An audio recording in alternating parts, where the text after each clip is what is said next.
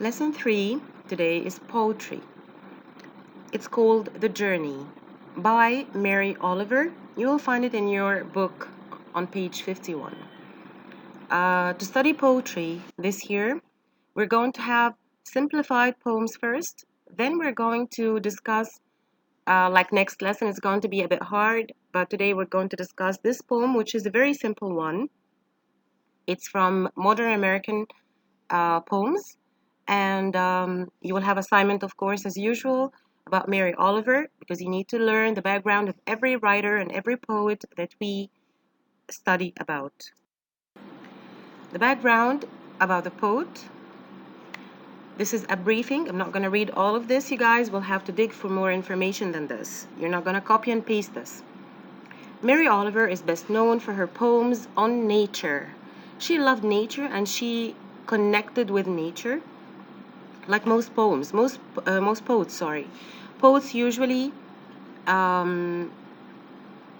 contemplate nature, meditate in natural atmosphere. She's considered one of the foremost modern romantics of her time, appealing to those who are sensitive to environmental issues and those looking for spiritual awakening. What's spiritual awakening? When you have in your soul some difficulties and conflicts and problems and you need to sort it out, so you resort to nature because nature is made by God and it's completely peaceful, as we learn from every poem we study about nature. Nature for her is a constant revelation that you discover new aspects about yourself and about life and about God and about the environment. She gets inside the skin and whispers back in intimate style to her readers. She connects with readers as if she addresses each and every one of them separately and independently. The journey is a little different in that it is more involved with the life of a person who is struggling to find meaning in a relationship and with themselves. I think we all can relate to this poem, and this is why I chose it for you guys.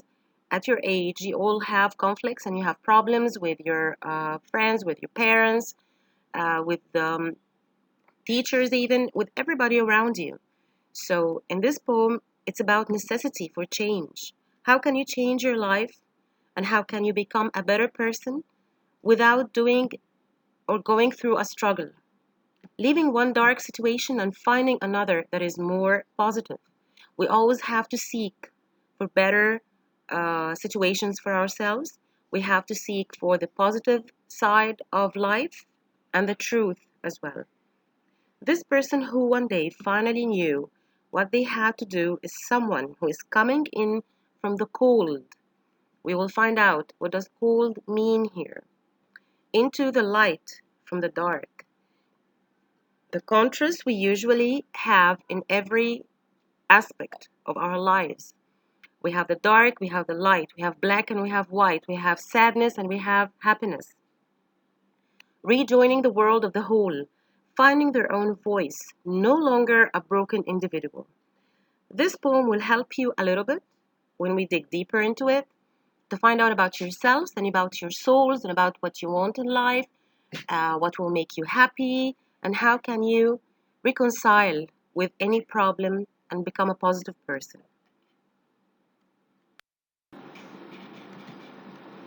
The journey. We're not going to read, of course. I will only read a few lines for you to understand the beginning of the idea.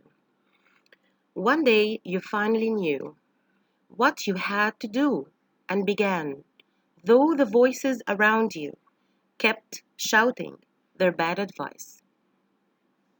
These lines we're going to analyze, and we're going to analyze the rest of the poem as well on different lessons because we cannot finish all of this today.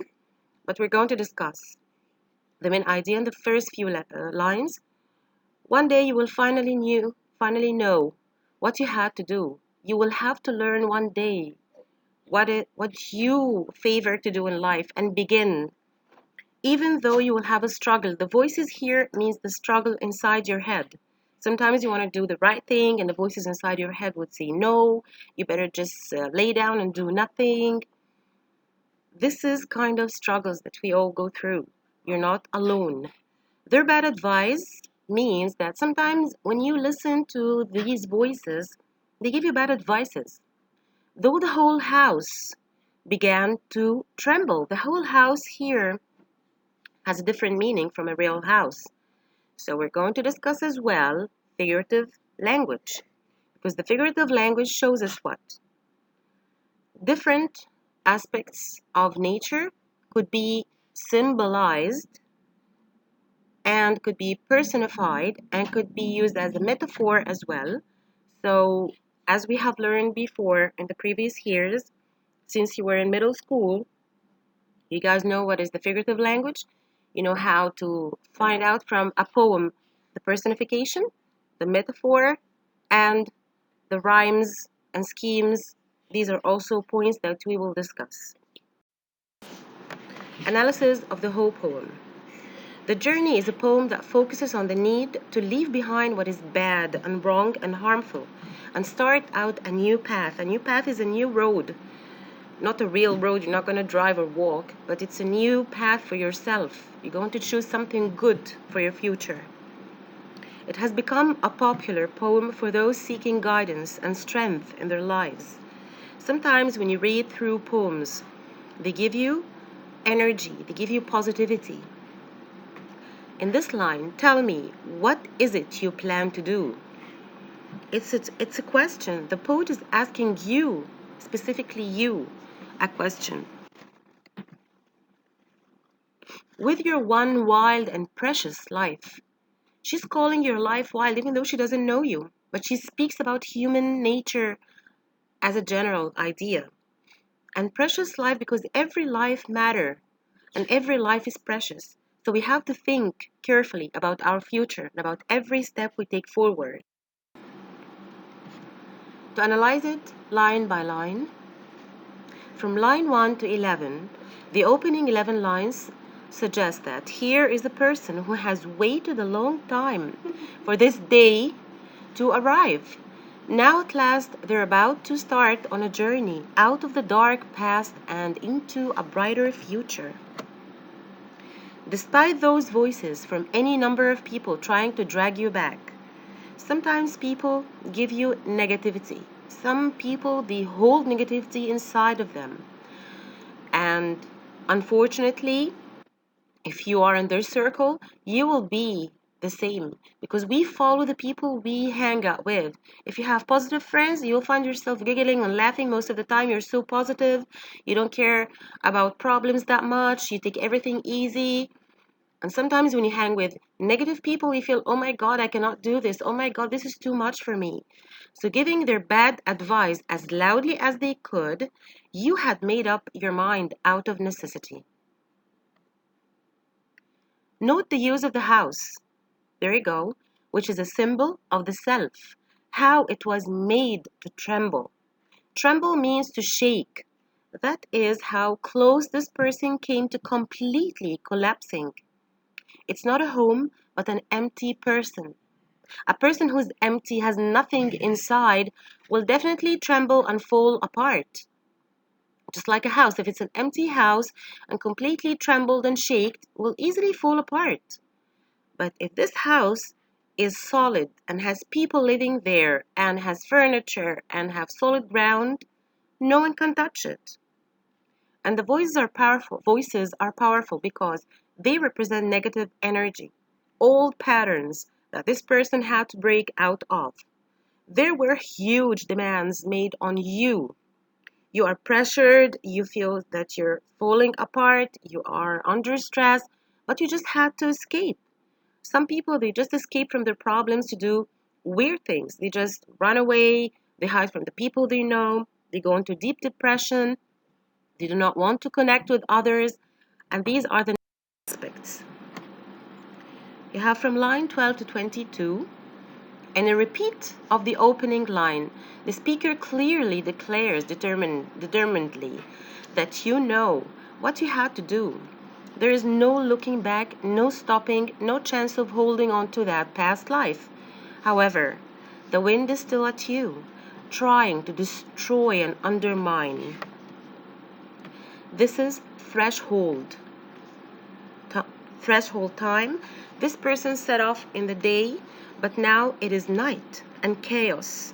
Night is usually connected with um, ambiguous things and chaotic life still might rule. Day is usually the light, the sun, everything shines, everything is clear. This is the chaotic energy of the past, still attempting to stop the new progress, end this journey. Sticks and stones may break the bones, but voices are not enough to cause a halt. There is a very famous song, and I'm sure most of you know it. Sticks and stones will not break you. Uh, it's called Titanium, I guess. You guys can listen to the song, and it's also related to this poem. Because if you're titanium, which is a very solid metal, no one can touch you. No one can harm you. No one can give you negativity. No one can give you a hard time. You will just clean it up yourself and just move on. You cannot cling to the past. This is very important. No one can cling to the past because the past is gone. You cannot afford to dwell on what has gone. You cannot be, dwell here means be sad and melancholy about it.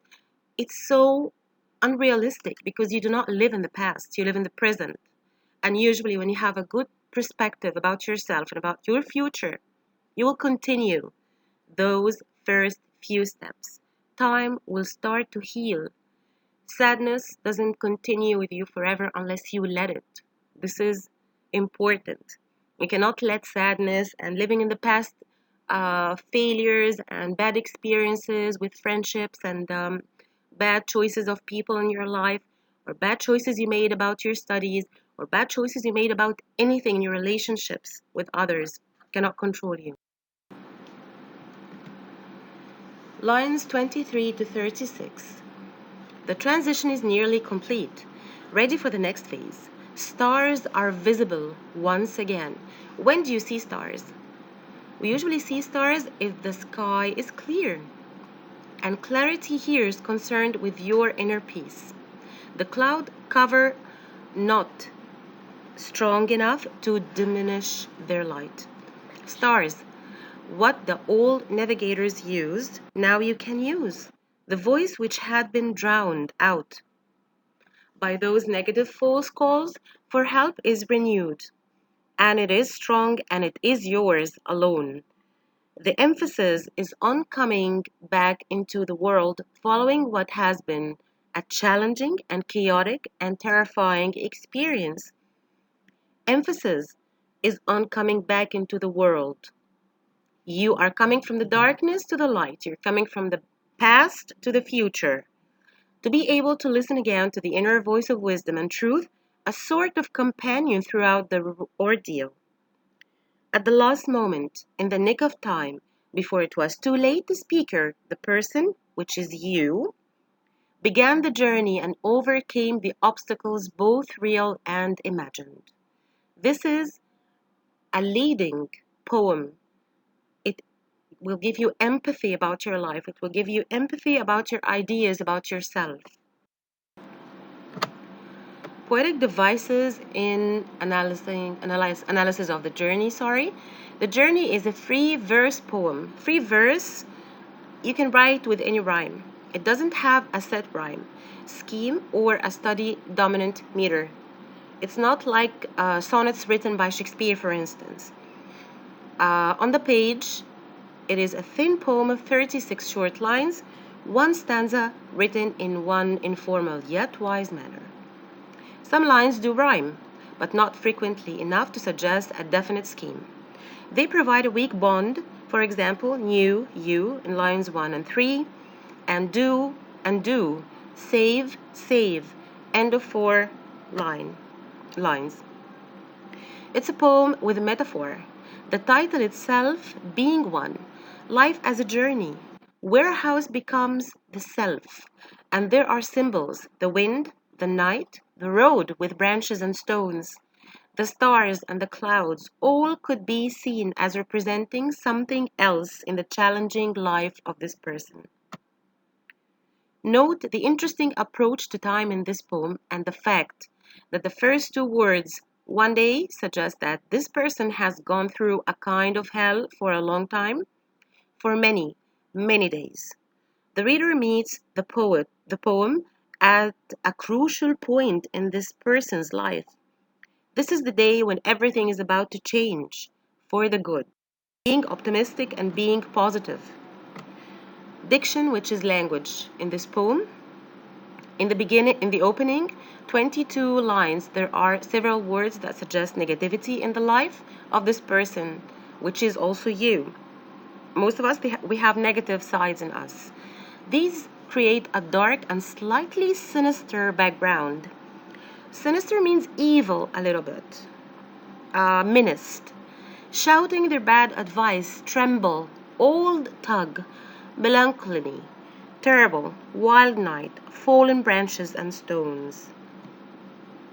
It is only when the voices are left behind that the language changes to a more positive vibe. Stars began to burn, a new voice kept you company to save the only life. Positivity.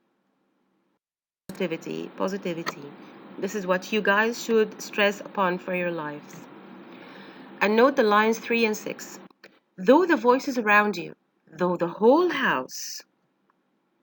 On lines 14 and 17, we have though the wind pride, though their melancholy. This is a near repeat which reflects the person's life repeating mistakes, perhaps unable to let go of the old voices. The journey. We're not going to read, of course. I will only read a few lines for you to understand the beginning of the idea. One day you finally knew what you had to do and began, though the voices around you kept shouting their bad advice. These lines we're going to analyze, and we're going to analyze the rest of the poem as well on different lessons because we cannot finish all of this today. But we're going to discuss the main idea in the first few lines. One day you will finally know what you had to do. You will have to learn one day what you favor to do in life and begin. Even though you will have a struggle, the voices here means the struggle inside your head. Sometimes you want to do the right thing and the voices inside your head would say no, you better just lay down and do nothing. This is kind of struggles that we all go through. You're not alone. Their bad advice means that sometimes when you listen to these voices, they give you bad advices. Though the whole house began to tremble, the whole house here has a different meaning from a real house. So we're going to discuss as well figurative language, because the figurative language shows us what? Different aspects of nature could be symbolized and could be personified and could be used as a metaphor as well. So as we have learned before in the previous years, since you were in middle school, you guys know what is the figurative language. You know how to find out from a poem the personification, the metaphor, and the rhymes and schemes. These are also points that we will discuss.